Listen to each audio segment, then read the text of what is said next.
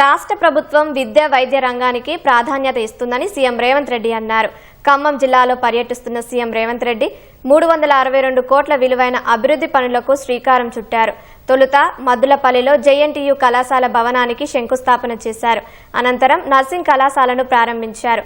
మున్నేరు పాలేరు Rinku canal నిర్మాణ పనులకు శ్రీకారం చుట్టిన సీఎం మద్దులపల్లి వ్యవసాయ మార్కెట్ను సైతం ప్రారంభించారు.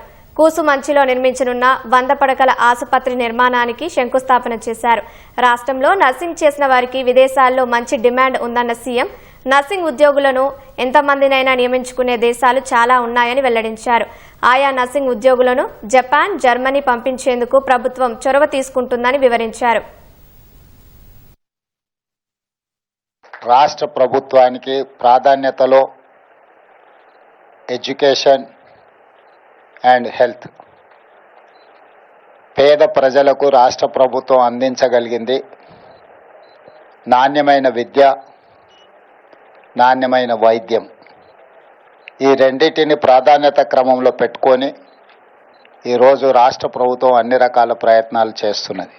నూతనంగా బీఎస్సీ నర్సింగ్లో జాయిన్ అయిన మీ అందరికీ అభినందనలు తెలియజేస్తూ, మీ అందరికీ నా సూచన ఒక్కటే: సమాజంలో వైద్యానికి, వైద్యుడికి ఉన్న ప్రాధాన్యత అందరికంటే మొదటి ప్రాధాన్యతగా చూస్తారు. ఆరోగ్యం బాగలేనప్పుడు, ప్రాణ సంకటం వచ్చినప్పుడు ప్రజలు వచ్చేది వైద్యుడి దగ్గరికి. దేవుడి మీద ఎంత నమ్మకం ఉంటుందో వైద్యుడి మీద కూడా అంతే నమ్మకం, విశ్వాసం పెట్టుకొని మీ దగ్గరకు వస్తారు. మీ ఉద్యోగ ప్రయాణంలో మీ నిర్లక్ష్యము ఒక ప్రాణం ఖరీదుగా మారొచ్చు. ఒకసారి ఆ ప్రాణం ఆ కుటుంబానికి 100% జీవనాధారం కూడా అయి ఉండొచ్చు. కాబట్టి మీ విధి నిర్వహణలో సాధక బాధకలు మీ వృత్తిలో కనిపించకూడదు. మనం వృత్తిని నిర్వహిస్తున్నప్పుడు చాలా బాధ్యతతో నిర్వహిస్తే జీవితంలో ఎంతోమంది ప్రాణాలను కాపాడిన వాళ్ళు అవుతారు మీరు. అదేవిధంగా మీకు భవిష్యత్తులో ఇక్కడేనే కాదు, గ్రామీణ ప్రాంతాలలోనే కాదు, రాష్ట్ర స్థాయినే కాకుండా ఈరోజు విదేశాలలో కూడా బీఎస్సీ నర్సింగ్ స్టూడెంట్స్కి విపరీతమైన డిమాండ్ ఉన్నది.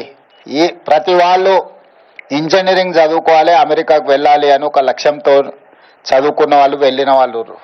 కానీ ఈరోజు ప్రపంచ దేశాలలోనే అవసరాలు మారినాయి.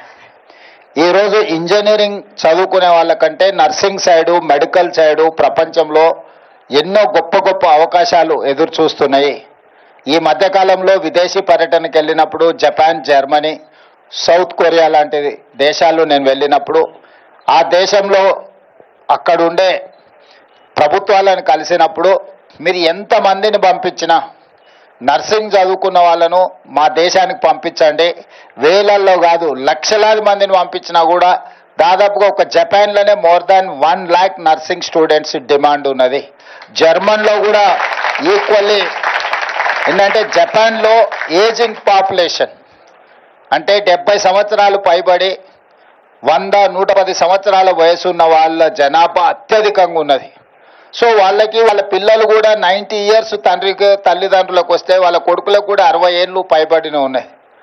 అన్ని సంవత్సరాలు ఉండడం వల్ల తల్లిదండ్రులతోని కొడుకులు, కుటుంబాలు కూడా కలిసి ఉండడం లేదు. వాళ్ళకు వైద్యం అందించడానికి కొన్ని సందర్భాలలో కుటుంబాలలో ఒకరో ఇద్దరు ఉండడం వల్ల వాళ్ళు మరణించిన వారం 10 రోజులకు కూడా వాళ్ళు చనిపోయినరా లేదా తెలియని పరిస్థితులు ఆయా దేశాలలో ఉన్నాయి. అక్కడ మీకు ఉద్యోగ ఆపర్చునిటీస్ చాలా ఎక్కువ ఉన్నాయి. ఎందుకంటే మనకి బ్యారికేడ్ భాష మాత్రమే. అంటే వాళ్ళు ఏదైనా సమస్య చెప్పుకుంటే తిరిగి మనం తీర్చడానికి ప్రాథమికంగా భాష వచ్చినా చాలు. అందుకోసమని ఈరోజు ఆ దేశాలతో మనం ఒప్పందాలు చేసుకున్నాం. డెఫినెట్గా ఇది అయిపోయిన తర్వాత రెవెన్యూ మంత్రి గారికి శ్రీనివాస్ రెడ్డి గారితో మాట్లాడి మీ నర్సింగ్ కాలేజ్లో కూడా జపనీస్ లాంగ్వేజ్, జర్మన్ లాంగ్వేజ్ నేర్పించడానికి అవసరమైన కార్యాచరణ తీసుకుంటాము. మీరందరూ బాగా కష్టపడి చదివి మంచి వైద్య సేవలు అందించాలి.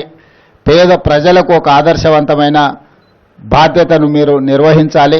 మీ అందరికి కూడా మరొక్కసారి మనస్ఫూర్తిగా శుభాకాంక్షలు తెలియజేస్తూ, గ్రామీణ ప్రాంతం నుంచి వచ్చిన మీరు దేశ స్థాయిలో రాష్ట్ర ప్రతిష్టను ముందుకు తీసుకెళ్లడానికి పనిచేస్తారని సంపూర్ణమైన విశ్వాసంతో మీకు అవసరమైన వసతులన్నిటి కూడా ఈ రాష్ట్ర ప్రభుత్వం ఏర్పాటు చేస్తుంది.